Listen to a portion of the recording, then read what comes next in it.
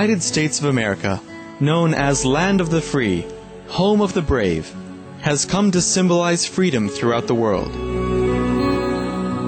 People from all nations and from all walks of life have called the United States home. The United States has welcomed them with open arms. Indeed, the famed Statue of Liberty is the embodiment of this dream.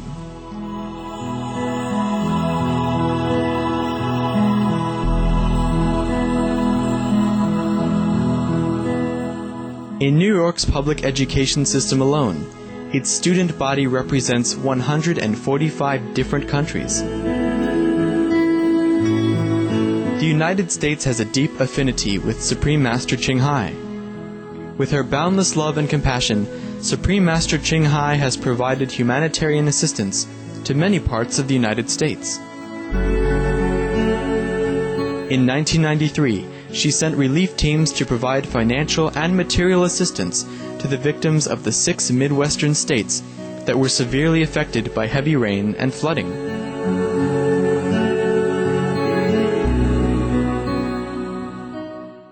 On December 27, 1997, at the benefit concert, A Journey Through Aesthetic Realms, Supreme Master Ching Hai generously contributed $100,000 each to the Vietnam Children's Fund and the U.S. Department of Veterans Affairs.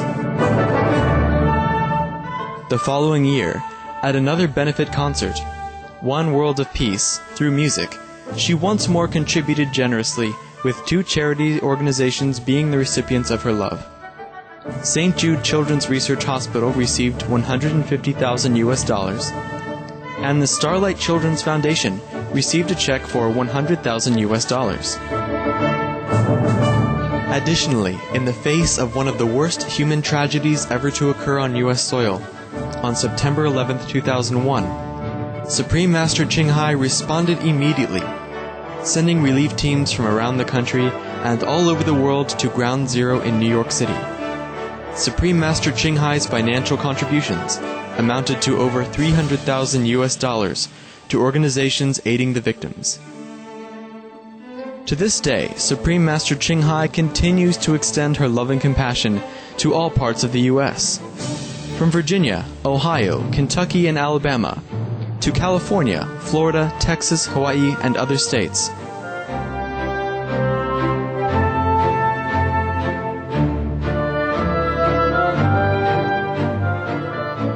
We now invite you to listen to the following discussion with Supreme Master Ching Hai and our association members entitled The Nature of the Master in San Jose, California, USA, on July 17, 1994.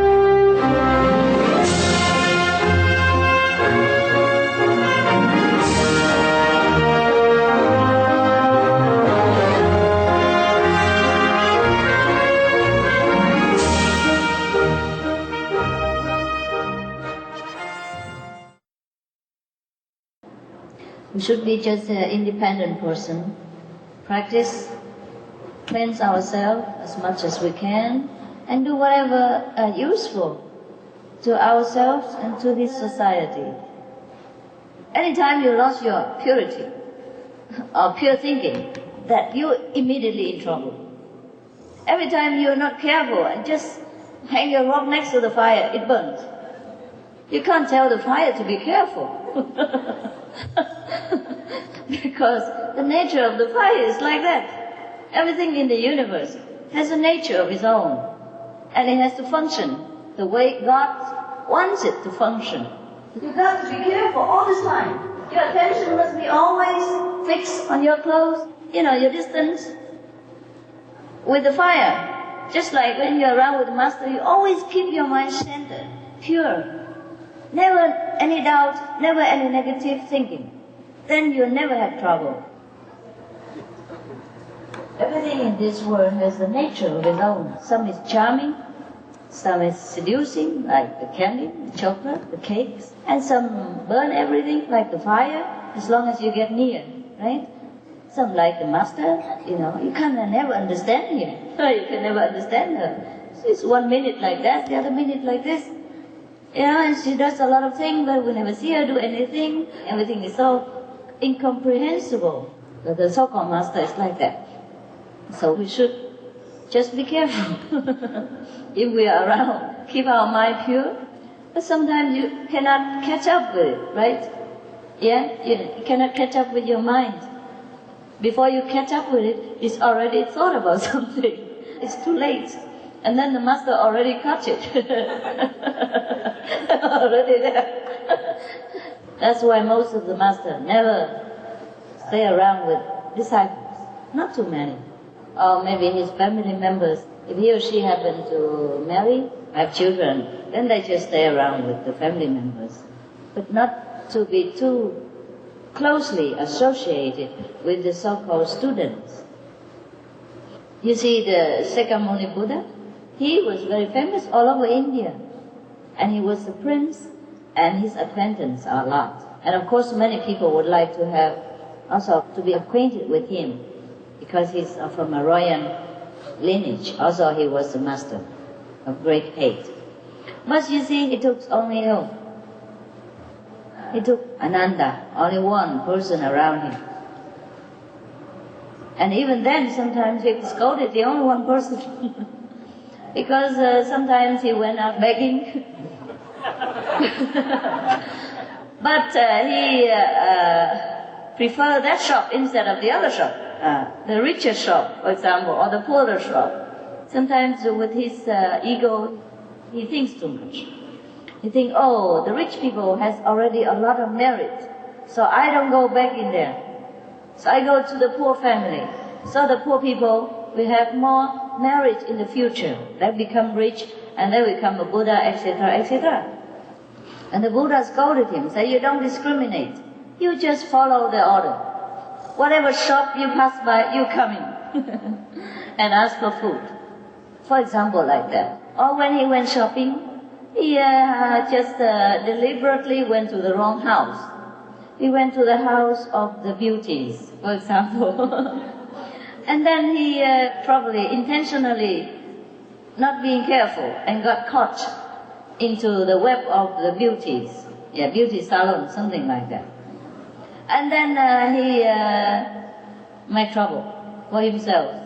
Maybe unintentionally or intentionally unintentionally. But the Buddha also was caught inside with him. You know, because when he had trouble, whom will he call? Master! Master, I'm in trouble! That's why the Buddha said to his disciples, if you want to avoid trouble, and you should have avoided these and that and these things before you get yourself into a mess. Therefore, they have a lot of precepts. This for the monks only. Like if they go begging, shopping, they should not look into the eyes of the people. Just look down to their nose and watch 3 yards in front of them on the road. That's all there is. But Anand, he always thinks he knows better. Sometimes just have a look, it doesn't matter. So he looked around sometimes, and that's how he got into trouble. He didn't pay attention to small precepts. That's the Buddha has taught him, because the Buddha wanted those monks to protect themselves. It's okay if you don't want to be a monk, but somebody don't like to be married. They like to keep their purity or virginity forever. That's fine. Everybody treasures something. If you really treasure your bachelorship, then keep it. Yeah, and there are many ways to protect it. Just like you have a very nice antique in your house, or some precious thing, and you want to keep it. And there are many ways to keep it. You lock your house when you go out, and put it in a safe or something, and only occasionally take out and have a look at it. Make sure you still have it. But if you put this kind of precious treasure outside in the yard or outside the gate, and everybody passing by can see it, and then you even introduce, you say, look, pass by my house on the left side of the gate, that is the most precious thing. It costs $200,000 laying there for you to have a look. Then will you have it long? No, of course not long. It's all right if you don't treasure it, or you do not care about antiques or precious things. then you don't even have to buy it even. You don't even have to carry it into your house and exchange a lot of money for it. For us, because we work very hard, we're sweating, it's just to buy 2 bowls of rice for our children every day. Why should we spend a lot of money for a little thing? And for us, we don't even care if we have it. Therefore, it doesn't matter. Fine. So therefore, the value of chastity, of monkhood, is similar. So I do not praise anymore monkhood, and I do not degrade the people who are married because of that. The value of anything is according to your own taste. It's the best for you. Just like your wife is the best woman in the world, perhaps. In the world there are many billions of women, but you chose her. You like her. Without her, you cry, you die, you leave halfway. You work hard to give her everything she wants. Because if she's happy, you're happy. Because you loved her. Because she's the most precious thing in your life. But do not expect anybody else to praise your wife when their wife is much more better, more virtuous, more talented, and cook better food. For example, so the value is individual. So similarly, the Buddha gave disciples a lot of precepts, especially to the monks, 250, to the woman, 350. But only because these people wanted to concentrate on meditation, on the way of Tao only, and they don't want to waste their time or divert their attention to any other matter in this world, whether it's pleasurable or not pleasurable. Therefore the Buddha tells them, okay, in that case, I tell you what to do, so that you can concentrate on this and have your wish fulfilled. Just like if you want to play football, then the instructor would tell you, okay, now you kick left, kick right, but don't kick in the middle. For example, like that. And you have to respect these rules if you want to become a football star, or at least a player. Otherwise people will kick you out because you don't respect their rules, and you can't play together if everybody kicks to the right and he alone kicks to the left. Similarly, the monks or the nuns or whoever have their liking, have their way of life, and that's their way of life. But that doesn't mean that way of life is for everybody, and it doesn't mean that it's the supreme, or that doesn't mean that it's the best. Whatever you want to be, you be. So now, just similar, we have some simple precepts. These are just like the tradition that we keep in order so that we can play well the meditation game. Just like football. Now if we don't keep it, we don't play well. And people don't want to accept us in this group. Just like football players, one person do not respect the rule. How can the whole group play? Even 2 groups are spoiled by one person of any group, of the opposite group or even of their own group. So the opposite group and their own group must play together in harmony, must respect the same rules. Therefore, you always ask me why I can't just beat the devils and kick him out and then set free the whole world or set free the disciples, at least cook all their karma into curry and then finish with it. Why leave over karma for this life, things like that. So that sometimes the disciple also experience suffering and sickness or a little bit.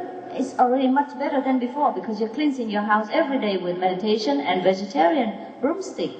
People always clean the house with broomstick. When you eat cabbage or things like that, they have a lot of fibers, and that cleans your system also. That makes you more healthy each day. That's why all of you look younger than before. Is that not so? Yeah. No need beauty salon. The reason why any master cannot completely erase the karma of the disciples or the karma of this world or interfere in any kind of unfavorable circumstances is because both have to respect the rule of this playing field. Just like both opposite party in a football field have to respect the same rules. So similarly, in this world there are 2 groups playing. One is positive, outside, And the other one is negative. Enemy side. So-called, always make trouble for us and make us obstacles and everything. We live in this world. We have interconnection with them in many lifetimes. So we cannot now, because it's our friends, we forget what we have done to them, or what our friends have done to them in the past, and just cover our friends up and treat the opposite injusticely. Therefore, it's not that we don't have power. It's not that the Master cannot do anything. The Master can change the whole universe. But we have to be fair. Otherwise, we're not worth to be saints or saintly practitioners. That's why you see sometimes many masters, they're very patient. Like Shakyamuni Buddha. He can go to any Buddha land, can do anything he wants. He can take care of disciples' karma. He can make people become Arahant overnight. But he cannot change the karma of his birthplace when they have war and conflict with the neighboring country. Just because he don't want to treat people, other beings, unfairly. But that also cost him his reputation. Many people, including his disciples at that time, was losing faith in him, thinking that he cannot do anything. Even his own clans, members, are being harmed, are going to be chopped away, and he can't do nothing about it. He went there and talked to them only, but that's the only thing he did. He tried to convince them the harmful effect of war and of retribution circle of karma, but they did not listen. Their karma power is too strong that they pull them together and they clutch together and they die together.